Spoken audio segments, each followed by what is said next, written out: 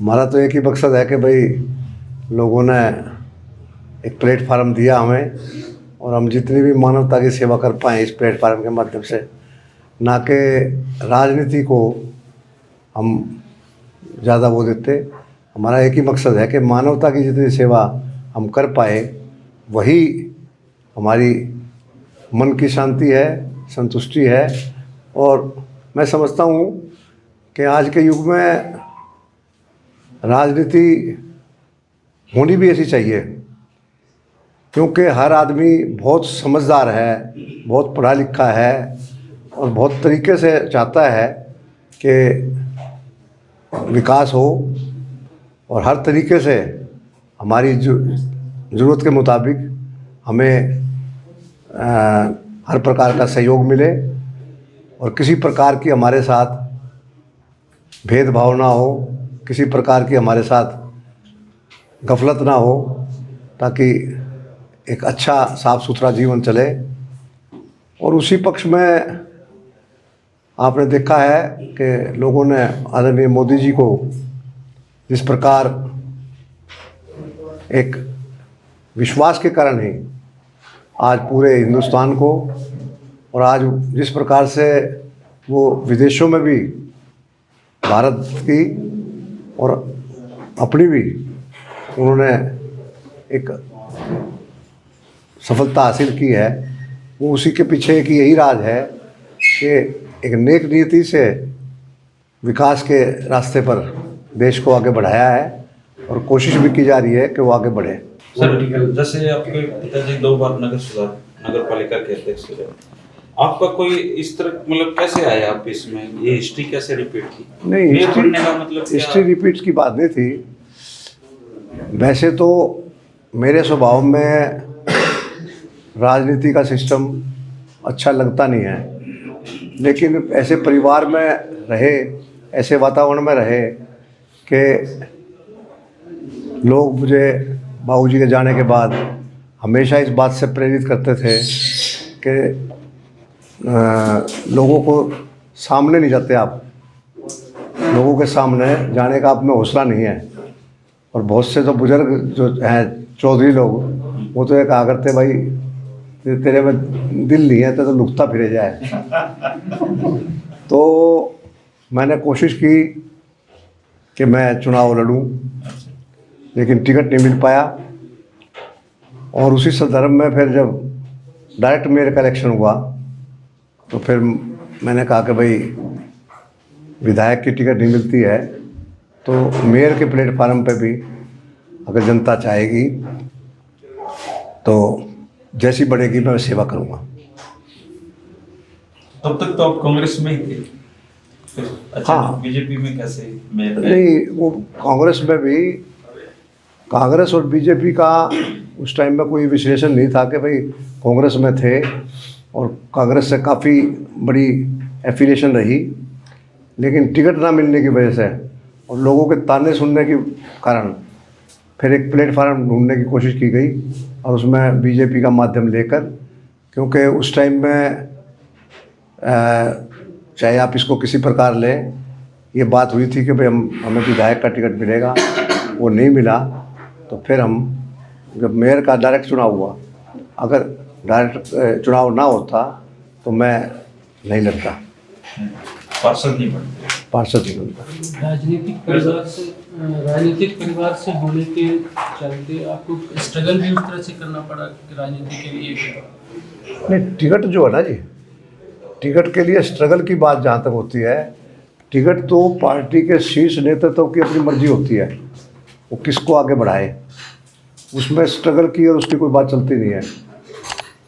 और मैं जनता का तो बहुत आभार प्रकट करता हूँ कि किसी प्रकार की जाति पाति की बात ना कर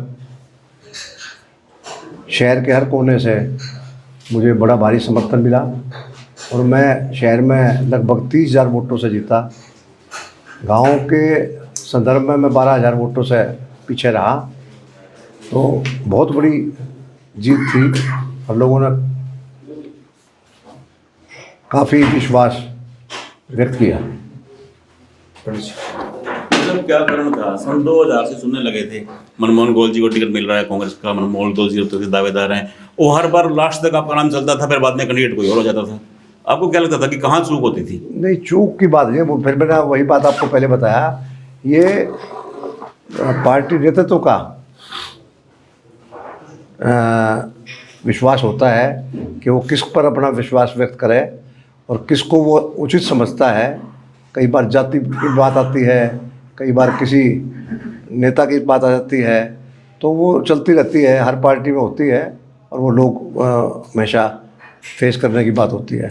अब जहाँ तक मेरे पिताजी का सवाल है, तो उनके प्रति चौधरी बंसीलाल का अटूट विश्वास था और उन्होंने जब भी इलेक्शन का नंबर आया और उनके हाथ में वो हुआ, तो उन्होंने यही कहा कि मैं इलेक्शन जब लड़ूंगा जब सेठ जी लड़ेंगे।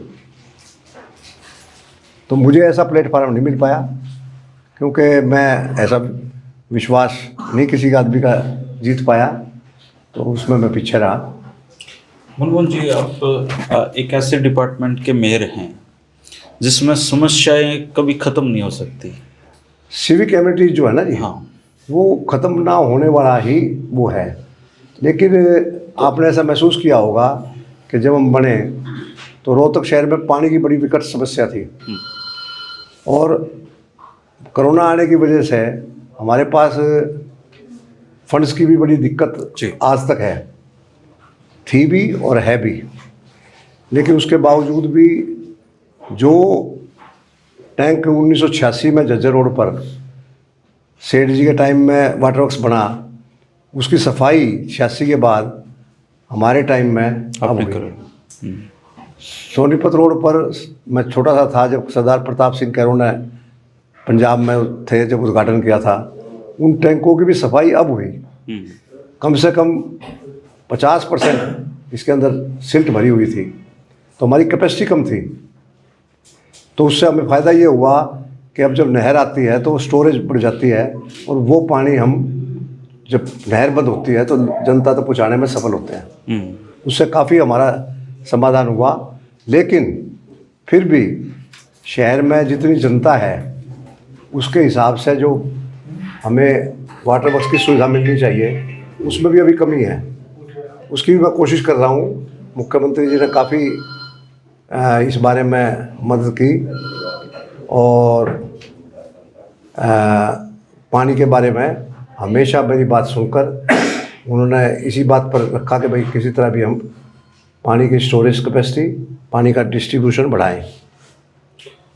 इसके अलावा और क्या, जैसे आप सिस्टम में जब आते हैं अब तो बाहर से ऐसे लगता है कि हम सब ठीक कर देंगे, जब सिस्टम में कूदते हैं तो फिर समस्या। ना मैं कभी भ्रष्टाचार खत्म कर सकता, ना मैं सिस्टम को पूरे को वो कर सकता, लेकिन देखते हुए मैं किसी गलत काम को नहीं चलने देता, उसके लिए पूरा प्रयत्नशील रहता हूँ। ये आपने देखा भी होगा कि मैं कभी भी गलत बात के लिए किसी के साथ नहीं होता। तो क्या इस तरह के मतलब प्रेशर रहते हैं पॉलिटिकली, या फिर? प्रेशर तो सुनिए, गलत चीज़ तो बनी प्रेशर के लिए है। कोई भी गलत काम जो करने वाले हैं वो तो प्रेशर से ही अपना जीवन व्यतीत करते हैं। उस प्रेशर रहना दूसरी बात है, लेकिन समाज के लिए, देश के लिए हम उससे समझौता करें, ये हमारे उसमें नहीं लिखा। एक चीज़ जो खास बात है कि आप बचपन से रोहतक में रहे हुए हैं और रोहतक को अपने आँख के सामने आपने बदलते हुए देखा है कि संसाधन है, विकास है, रोड है, सड़कें हैं, गली नलियाँ सब कुछ बनते हुए देखा है। तो आपके मन में एक सपना होगा कि अगर मुझे कभी नेतृत्व करने का मौका मिला रोहतक का, तो मेरे मॉडल का रोहतक ये होगा। तो 2019 से जब आपने संभाला, उसके बाद से आपके मन में जो एक आपका जो मॉडल रोहतक है, क्या उस तरफ रोहतक बढ़ रहा है, क्या वैसा हो रहा है, या अपने सपने को आप साकार कर पा रहे हैं इस सिस्टम जो जिस तरह का है उसके? नहीं कर पा रहे। हमारे शहर का भी सफाई पे बहुत ज़्यादा बजट जाता है, पार्कों पे बहुत बड़ा शहर हो गया है, उसके हिसाब से रेवेन्यू इकट्ठा नहीं होता। तो हमारे लिए हमेशा ही उसकी दिक्कत रहती है और वो हम डेवलपमेंट का काम जैसा मैं चाहता हूँ, जैसा जनता चाहती है, वो हम नहीं कर पा रहे हैं। सफाई की आपने बात की तो एक बड़ा इंटरेस्टिंग चीज़ है इस रोहतक में। मैं देख रहा हूँ कुछ वर्षों से, खास करके 2 साल से, कि कूड़ा कलेक्शन के लिए बाकायदा एक गाड़ी ठेके पे है और दूसरी तरफ हमारे सफाई कर्मचारी भी काम करते हैं, निजी स्तर पे भी और नगर निगम के स्तर से भी। तो ये बाइफरकेशन क्यों है? क्योंकि एक गाड़ी को साल में ठेका मिलता है और जो मुझे पता चला है, सच है या झूठ, लगभग 24 करोड़ सालाना का ठेका है। तो ये पैसा बहुत है, उस पैसे में तो हम बहुत सारे एम्प्लॉई को सैलरी दे सकते हैं और रोज़गार क्रिएट कर सकते हैं। तो ये एक चीज़ है जो कि विषमता दिखती है, उसको कैसे दूर किया जा सकता है? या मेरी जो जानकारी है वो गलत है, आप इसको एक्सप्लेन कर सकते हैं? नहीं, ये जो है पूरे हरियाणा की एक नीति है जी। कि अभी बल्कि शायद गवर्नमेंट कुछ तब्दील करते जा रही है कि ठेकेदारी प्रथा पे ही काम कराते थे और उसी बेस पे ही ठेका दिए गए थे। अब शायद कोई और प्रणाली शुरू कर रहे हैं, वो जब सामने आएगी तो क्या है, क्योंकि वैसी सिस्टम में हम किसी आदमी को डायरेक्ट भर्ती करने का हमारे पास कोई वो अख्तियार नहीं है, हमारी जरूरत के मुताबिक भी। हमें सब कुछ जो है वो सरकार के ऊपर निर्भर रहना पड़ता है और सरकार जैसी नीति बनाती है वो एक रोहतक के लिए नहीं, वो पूरे हरियाणा के लिए बनती है, उसी पर चलना पड़ता है। इसमें मेरा इशारा सिर्फ है कि 2 सिस्टम काम कर रहा है, तो ऐसा नहीं होना चाहिए था, एक सिस्टम से काम चल सकता था। वो ठीक है, अब ये आपकी अपनी बात है। सरकार ने जो हरियाणा की नीति बना रखी है रोहतक की कारपोरेशन, तो उसी पे चलेगी ना। कैसा रोहतक आप देखना चाहते हैं? देखिए, रोहतक को हरा भरा बनाने के लिए मैंने लगभग पिछले 3 साल में बारिश के सीजन में लगभग 2,10,15,000 पौधे सड़कों के सारे, पार्कों में, लोगों के घरों तक आपने देखा होगा कि हम एनसीसी कैडेटों की मदद से, हमारे पार्षदों की मदद से, वहाँ के लोकल रेजिडेंटों की मदद से हर घर में, सेक्टरों में जिनके पास भी ज़मीन है वहाँ हमने पौधा लगाने की कोशिश की है और उसमें लोगों ने हमारा काफ़ी साथ दिया है। आदरणीय मुख्यमंत्री जी का भी यही हमारे को वो है कि आप अपने सोर्स बढ़ाओ और अपने आप कमाओ और अपने आप काम करो। तो हमने बसों का टेंडर किया, हमारी अभी 5 बसें चल रही हैं, सीएनजी से चलती है जी, और 10 रुपये में शहर के भिन्न भिन्न कोनों से आदमियों की सेवा कर रही है, जबकि 3 व्हीलर वाले और सवारियाँ 20 रुपये से कम किसी को नहीं बिठाती। और हम 10 रुपये में करवा कर, और कारपोरेशन का एक पैसा नहीं है, ना उस पर बस पर पैसा लगा, ना उसको चलाने में पैसा लगा। हमें 16,100 रुपया फी बस हर महीने कारपोरेशन में हर बस के मिलते हैं।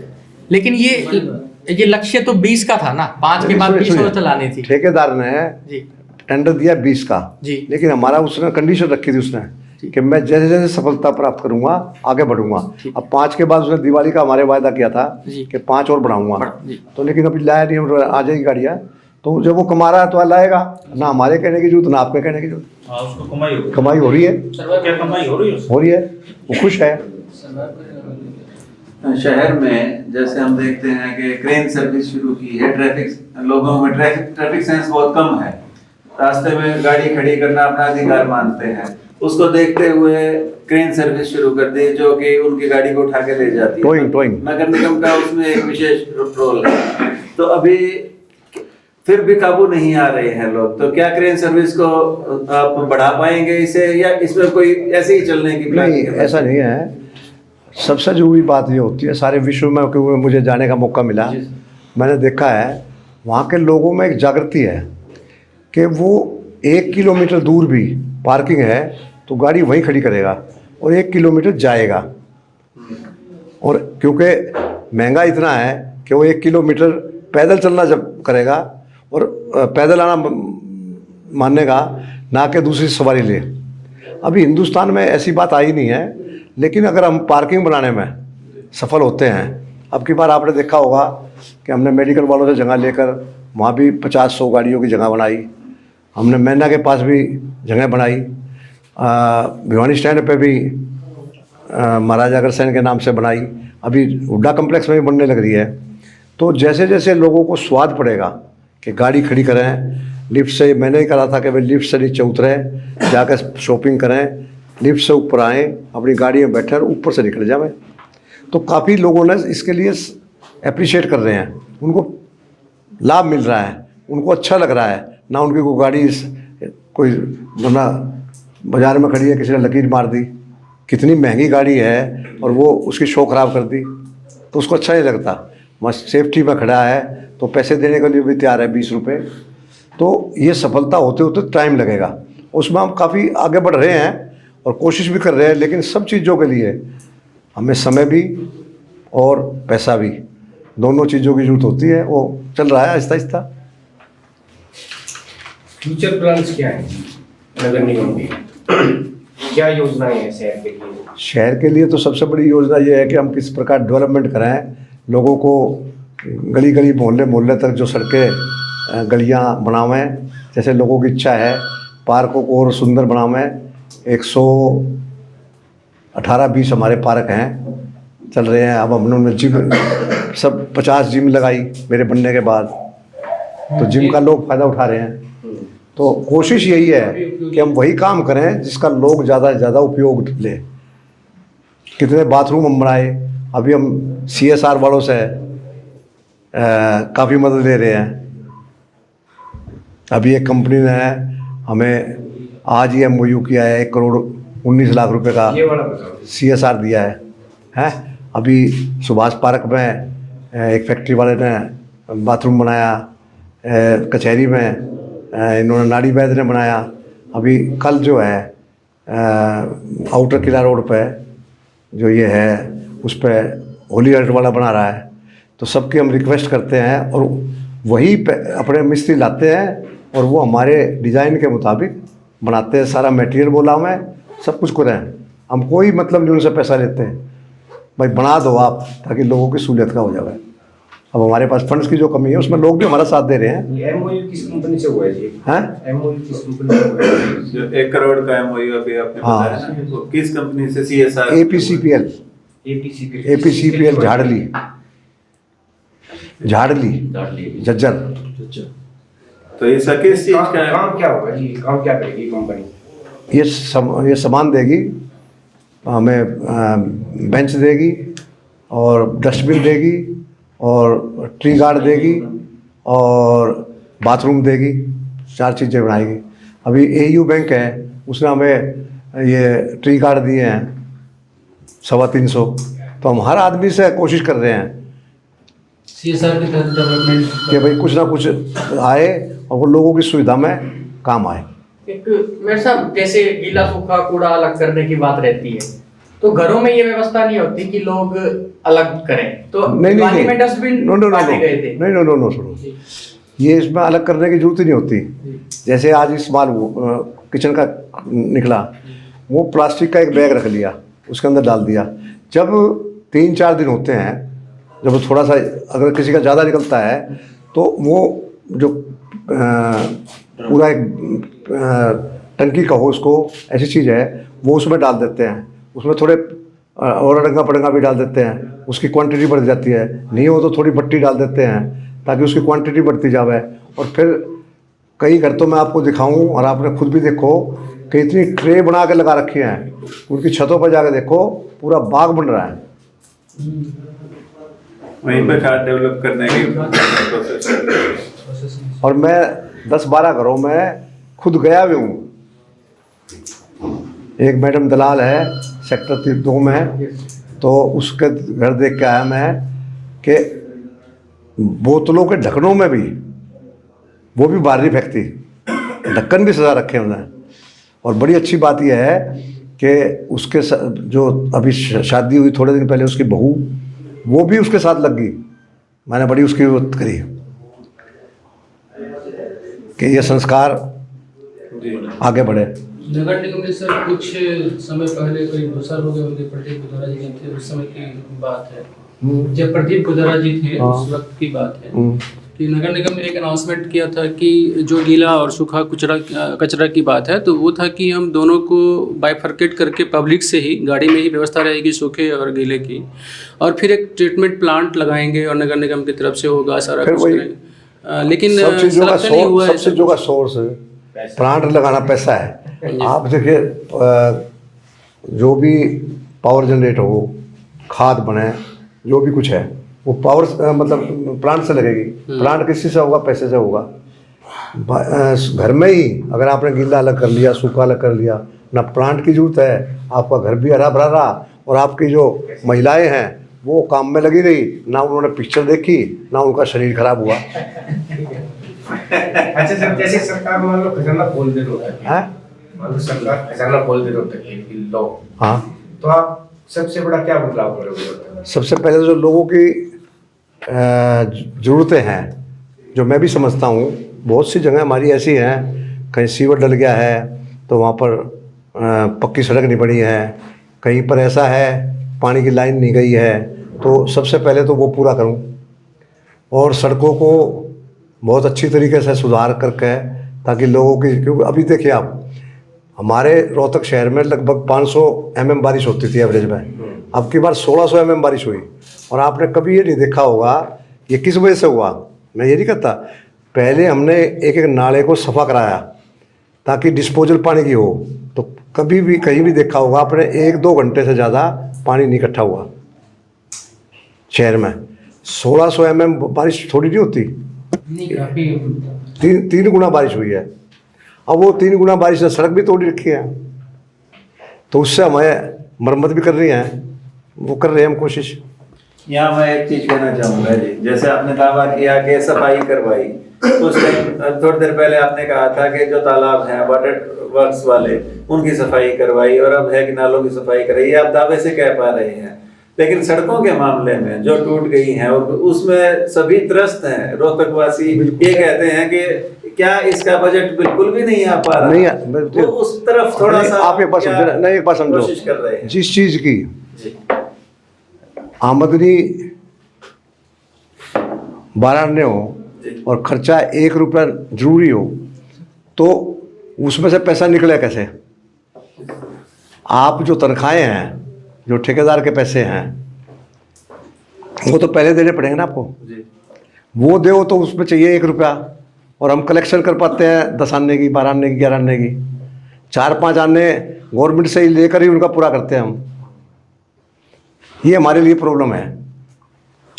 वो तो सर मतलब पहले क्या होता था सर कि गांव के आदमी की एक ही सपना होता था कि मैं शहर में जाऊं, मकान सेक्टर में बन जाए, और रोहतक सेक्टर की जो सड़कें हैं वो कमाल ही। उसका कारण मैं बताता हूँ ना, ये पिछले 2-3-4 सालों से सेक्टरों में, मतलब यहाँ की नहीं है, पूरे हरियाणा में सेक्टरों में, हुड्डा कहो या HSVP कहो, उसके पास इतनी फंड की कमी है, इतनी फंड की कमी है। सड़कें तो आप लोगों को दे दी, रखरखाव से ना, हमें नहीं दिया है, हमें नहीं दिया है, हमें तो पार्क दिया है, और ये इसका वाटर नहीं, बारिश का पानी, हाँ, स्टॉर्म वाटर वो दिया है, स्ट्रीट लाइट दी है, और सड़कों की मरम्मत दी है। मरम्मत भी नहीं हुई है सर। नहीं, सुनो मेरी बात, 4 साल से कोई सुनो मेरी बात सुनो। जो मेन सेक्टरों की सड़क है उसकी मरम्मत करेगा हुड्डा। जो हमारे पास गलियों की है, जैसे वो बड़ा एक ऐसा सिस्टम बनाया, अब सीवरेज तो कर रहा है हुड्डा, बराबर में स्टॉर्म वाटर कर रहे हैं हम। इसके बारे में तो बताओ, ये तो बिल्कुल ही गलत सही सिस्टम है। वो बरसाती नाला बंद हो गया तो अब वो नगर निगम का नाम लेते हैं, नगर निगम वाले उनका लेते हैं, लोग परेशान हो रहे हैं। इसमें लोगों की परेशानी होती है। तो ये बदलना चाहिए। ये तो इस रोड का ये नगर निगम का मामला नहीं है, लेकिन इस रोड पे अमृत योजना के तहत जो हाँ। पाइप बिछे हैं, पूरी बनी बनाई सड़क सापला से यहाँ तक के 729 करोड़ के वो ठेके थे, और 1 साल बने हुए भी नहीं हुए थे, और सारी सड़क यहाँ IMT से लेके तोड़ दिया गया, बेदर्दी से तोड़ दिया। सापले तक की नहीं है जी, सापले तक की नहीं है, खेड़ी तक की हमारी सड़क है। नहीं, मतलब इस तोड़ा गया है IMT से लेके यहाँ तक की। हाँ। मैं तो पूरे सड़क लेकिन सर ये बहुत टाइम बताया, नहीं, बहुत टाइम शुरू में बताऊँ। सड़क का अब गवर्नमेंट का ये तरीका है कि जब तक एक बारिश ना उतर ले, इतने बड़े पाइप डले हैं, फिर ये सड़क बैठ जाएगी। तो पाइप खुदने में और फिर दबने में, और फिर ये करा, अब उसके बाद बन रही है, और बनने में भी दिक्कत वही पैसे की है। पीडब्ल्यूडी वालों ने ठेका छोड़ दिया, पीडब्ल्यूडी बनाएगी, और पीडब्ल्यूडी जो है जब तक उनको पैसे ना दो वो ठेकेदार काम नहीं करता। गोयल साहब, हर बात फंड पाए रुक जाती है, फंड दिए तो फंड अवेलेबल कैसे होगा, आप ये बताइए। देखो एक बात समझो कि फंड जब तक हमारी कोई मदद ना हो, हमारे पास तो कोई जनरेशन का साधन नहीं है, हम ना कोई टैक्स लगा सकते। टैक्स भी हरियाणा लेवल पर जो गवर्नमेंट का नॉर्म है उसी से मिलेगा, लगेगा। प्रॉपर्टी टैक्स भी उतना ही है जो सारे हरियाणा में एक ही स्लैब है। सवाल निगम का नहीं है, सवाल सभी डिपार्टमेंटों का, आपने उठा के कह दिया बजट नहीं है। ये कोरोना ने जो है ना जी, कोरोना ने सारा ही डिस्टर्ब कर रखा है। जब स्टेट के पास पैसा होगा तो स्टेट अपना आप देगी। तो 2 साल से मैं उससे पहले क्या हालात थे, वो भी हालात है बढ़िया सी। सरकार कह रही है कि हमें बजट की कमी नहीं है। हाँ। मुख्यमंत्री हमारे हर मन से कहते हैं कि कोई भी डिपार्टमेंट ऐसा जो ये लगा तो बजट नहीं हमारे पास। मैं तो ये क्या जवाब दे सकूँ जी, ये तो आप देख रहे हैं। सवाल तो वाजिब है जी, हैं? सवाल में कोई कमी नहीं, सवाल में नहीं तो मैं भी जवाब क्या दे सकता हूँ। बयान है, कई बार वो दे चुके हैं कि हमारे पास कोई सरप्लस गोयल साहब बहुत ठंडे आदमी हो, आप हमेशा माना जाता है कि बहुत कूल है मनमोहन गोयल, और बीच बीच में ऐसे बयान आ जाते हैं कि अफसर मानते ही नहीं, क्या करूँ। हाँ, वो क्या होता है? नहीं सुनिए, इसका कारण है कि अफसर जो है वो एक ऐसी सिस्टम है, ऐसा सिस्टम है कि जिस जब तक डंडा हाथ में हो ना तब तो चलता है, और जब डंडा हट जाता है तो वही अफसर उसको अंदर बंद कर सकता है पॉलिटिकल आदमी को, ठीक है ना। अब मेयर का जो काम है उसका वो डंडा नहीं होता, क्योंकि लोग मेयर से, पार्षद से कितनी चीज़ चाहते हैं। बिजली खराब हो जाए तो ठीक कराओ रात को 12 बजे, पुलिस में शराब पी के पकड़ा जा तो जमानत भी कराओ, जो कि हमारे काम नहीं है। हैं, नाली रुक जावे, अड़ंगा तुम बाते हो तो साफ कराओ, सीवर रुक जावे तो साफ कराओ, पानी ना पहुँचे तो साफ कराओ, गली टूट जाए तो साफ कराओ। अब सिविक कम्युनिटीज़ काम इतने हैं कि वो पूरे, कभी आप अपने घर को नहीं संतुष्ट कर सकते। आप सबके घर हैं, कभी ना कभी कोई नल की टूटी खराब पाओगी, कभी कोई लाइट खराब पाओगी, आज उस इलेक्ट्रिशियन को बुलाना है, आज उसको बुलाना है, और ये तो इतना बड़ा शहर है, तो लोगों को ग्रीवेंस तो रहेंगे, पर हमारी ड्यूटी है कि हम जितनी ज़्यादा से ज़्यादा उनकी ग्रीवेंस दूर कर सकें, उसी का मतलब है। मतलब सर एक काम कर सकते हो आप, उसमें कोई बजट की जरूरत नहीं। शहर में एक श्री राम रंगशाला है और पूरे हरियाणा में चले जाओ आपको ऐसी रंगशाला बनी हुई नहीं मिलेगी। ठीक बात है। और वो कबाड़ घर बना के रखे, नहीं वो कोई खर्चा लगना है ना जी, मैं बताता हूँ। हमारे पास कारपोरेशन में बैठने के लिए किसी अफसर की जगह ही नहीं है। अगर उसको साफ सुथरा रखना है तो ना वहाँ कोई सामान जाना चाहिए। कोई भी पार्क है उसके अंदर सामान गिर तो कबाड़ तो इसी वास्ते पड़ा ना कि जो कूड़े में जगह है वहाँ सारी गाड़ियाँ खड़ी होती हैं, जेसीबी खड़ी होती है। इसी से जुड़ा हुआ सर सवाल है कि शहर में कम से कम 10 से अधिक नाट्य मंच काम कर रहे हैं, 10 से अधिक विभिन्न कलाकारों की जगह, कलाकारों की जगह सुनो, अलग अलग लेवल की सर, सुनो कलाकारों की जगह पैसा भी देने को तैयार होते हैं। ऐसा नहीं है कि वो फी भी देने को तैयार थे रंगशाला में, लेकिन रंगशाला के जो जिनके पास भी कंट्रोल है उनको देते ही नहीं, पैसा लेकर भी नहीं सर। कोई ऐसी जगह बताओ नहीं मौका नहीं मिलता, बताओ किसको नहीं मिला सर, बहुत की ना बिल्कुल वहाँ जाएगा कौन? इतने कबाड़ के अंदर कौन नाटक करेगा? जो पब्लिक के बैठने की जगह है, जो सामने स्टेज है, उसको तो जब आप चाहो जब आप इस्तेमाल कर सकते हो। सर कबाड़ इतना पड़ा हो, बैठ नहीं सकते आप, बदबू आती है। सर एक लास्ट सवाल प्रश्न चार की, जैसे पीछे बिल्डिंगों का इशू आया था कि 5वीं मंजिल जिसने बना ली, आप लोगों ने नोटिस किया। आप और हम जब सड़क से गुजरते हैं हम देखते हैं जी 5वीं मंजिल बड़ी लग रही है, ये आपके निगम के कर्मचारी कहाँ सोते रहते हैं कि बिल्डिंग बढ़ने के बाद जागते हैं? वो गलती है, वो गलती है। 4 से ऊपर जाना नहीं देना चाहिए। जब 4 गवर्नमेंट ने करे हैं तो इस बहाने लगते रहते हैं कि भाई 5वीं की इजाज़त मिल जाएगी। पहले 2 की थी, फिर 4 तक पहुँच गए, 4 की मिल गई, अब 5वें में पहुँच गए, 6वीं में पहुँच गए। वो गलत है, वो होना भी नहीं चाहिए, क्योंकि ये नेशनल वेस्टेज भी है। कभी बने फिर तोड़े। अच्छा, उन बिल्डरों का भी नुकसान है। अगर आज आप बिल्डिंग बनाओ और वो कोई तोड़ दी जाए तो कोई ग्राहक ही नहीं जाता कि पता नहीं कब आ जाएगा। तो काम सिस्टम से होना चाहिए, और सिस्टम का काम होता है वो। लोगों की जिम्मेदारी है ये रोकने की, वो लोग क्या करते हैं? क्या उनके ऊपर एक्शन नहीं हो सकता? होते हैं, लिए जाते हैं और चलता रहता है ये सिस्टम। ये है गलत काम, मैं भी मानता हूँ गलत है। एक हमें सख्त मेयर देखने को मिलेगा। देखिए, अब जितना अपने बस का काम है, जो हमारा स्वभाव है, जैसे आपकी उसको तो बदल नहीं सकते हम। ये तो खैर, हमारा स्वभाव है सेवा। लेकिन आप अपने ससुर को याद कर सकते हैं क्योंकि वो बहुत सख्त आदमी थे, नहीं। बता सकते हैं। हाँ वो सुनिए, बस हाँ, आदमी का स्वभाव आदमी के साथ है। हाँ, अब चौधरी बित्तर सेन जो थे, उनका जो स्वभाव था, उन्होंने मेरे साथ बहुत काम करा जी। है। वो स्वभाव चौधरी रुद्र सेन का नहीं हो सकता, वो स्वभाव कैप्टन अभिमन्यु का नहीं हो सकता। वो आदमी के साथ आदमी का स्वभाव है। मेरा स्वभाव ये नहीं है कि मैं किसी से भेदभाव करूं, मैं किसी से इधर उधर की बात करूं। मेरा स्वभाव एक है कि जो मानवता की सेवा कर सके उतना ही हमारा कर्तव्य है। उस पर मैं अपना कोशिश रखता हूँ। कहीं गलती होती होगी इस काम में भी, आदमी हूँ, तो गलती। कितनी देर ऑफिस में बैठते हैं रोज, रोजाना जाते हैं? मेरा तो मैं समझता हूँ कि सवेरे 5 बजे मैं सैर करता हूँ और 7 पौने 7 तक आ जाता हूँ, 7 बजे। उसके बाद रात को 11 बजे तक इसी काम में रहता हूँ। चाहे वो दफ्तर में बैठना है, चाहे घर में भी दफ्तर ही होता है। कितने आदमी आ रहे थे जब आप गए हैं, भरा रहा। तो सबको निपटाने की कोशिश करता हूँ कि भाई उनका कोई ये तकलीफ ना हो कि मैं आया था तू पाया नहीं, ऐसा किसी को मौका ना दूँ। मैं कोशिश ये करता हूँ। आखिरी सवाल, जो ये मामला चला हुआ है लिपिक वाला, जेटीओ वाला, इस ऊपर लिपिक तो कह रहे थे कि हम क्या करें, लोग आगे ले गए, हमने नोटिंग की हो रहा है गलती को, हमारी गलती नहीं, तो वो कैसे सुधार सकते हैं? नहीं सुनिए, अब आप समझो है। हाँ, वो बोले कि लोग आगे, अब मैंने नोटिंग करके आगे भेज दिया, अब पता लगा कि गड़बड़ी यहीं से शुरू हो रही है। और टैक्स इंस्पेक्टर रोक सकता है। उनको भी समझ में नहीं आ रहा कि मैं करूँ क्या, काम तो मेरा वही है, उनको पता ही नहीं है प्रॉपर्टी गलत है, ठीक है। अब वो देखो जी, गलत काम के लिए तो बचना ही पड़ेगा ना। अगर मैं बिना देख के दस्तखत करता जाऊँ, नहीं, पता तो होना चाहिए ना।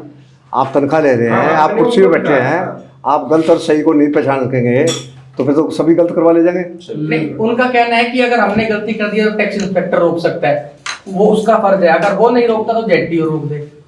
वो शुरू से लेके आखिरी हाँ, तक शुरू बात से हो लेके रहा वो बात हो ही गई। वो बात हो ही सिस्टम गई। में, तो मतलब कहीं ना कहीं सेटिंग तो है ही और सर। फंस गए हम बोले। फिर वही बात आई ना, जब सेटिंग की जहाँ तक बात आ गई तो बात ही खत्म हो गई। नहीं, नीचे वाले को कर दिया ना। जब सेटिंग का अक्सर ही आ गया, जब सेटिंग का नाम ही आ गया तो सिस्टम सारा गलत हो गया। कौन सा मैसेज चलेगा सिस्टम? नहीं चलेगा, नहीं सुनिए, अब एक बात मैं बताता हूँ। मुझे बहुत देशों में जाने का मौका मिला, और लेकिन पहले का सुधार को सामने नहीं आता था। अब लोगों में जागृति आई है, कंप्यूटर में जागृति आई है, तो लोगों को अपने स्वभाव को ठीक रखना पड़ेगा, करना पड़ेगा। आप एक बात देखिए, अगर कोई ना देखने वाला हो तो आज थोड़ा काम करा तो और ज़्यादा करा तो, अब तो आपको कंप्यूटर फीड कर देता है कि आज इसने वर्किंग पूरी नहीं करी। और जब आपका तरक्की लगनी होती है तो उसमें काउंट हो जाता है कि 12 तारीख को इस आदमी ने काम नहीं करा था, 13 तारीख को नहीं करा था। कोई साहब एक डिस्ट्रिक्ट ऑफिस की बताता हूँ आपको बात। कल ये डिस्कशन बाद में कर लेंगे, क्वेश्चन आंसर अभी खत्म करते हैं। तब बेबाकी से मेयर साहब ने सवालों के जवाब दिए हैं, तो मैं शंभू भद्र जी से रिक्वेस्ट करूंगा कि धन्यवाद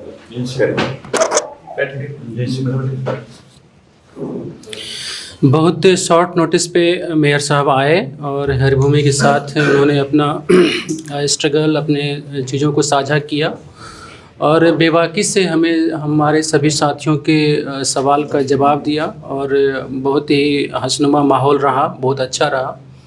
और हम कोशिश करेंगे कि सर यूं ही शहर की सेवा करते रहें आगे भी, और शहर को बेहतर बनाने में जो भी कंट्रीब्यूशन कर सकते हैं वो करें। और अखबार के तौर पे हम लोग हमेशा साथ रहेंगे शहर के विकास की यात्रा में। जहाँ भी अखबार के तौर पे हमें ज़रूरत है वहाँ हम खड़े रहेंगे। तो यहाँ आने के लिए, यहाँ अपना समय देने के लिए हम पूरे हरिभूमि परिवार की ओर से आपको धन्यवाद करते हैं। बहुत अच्छा।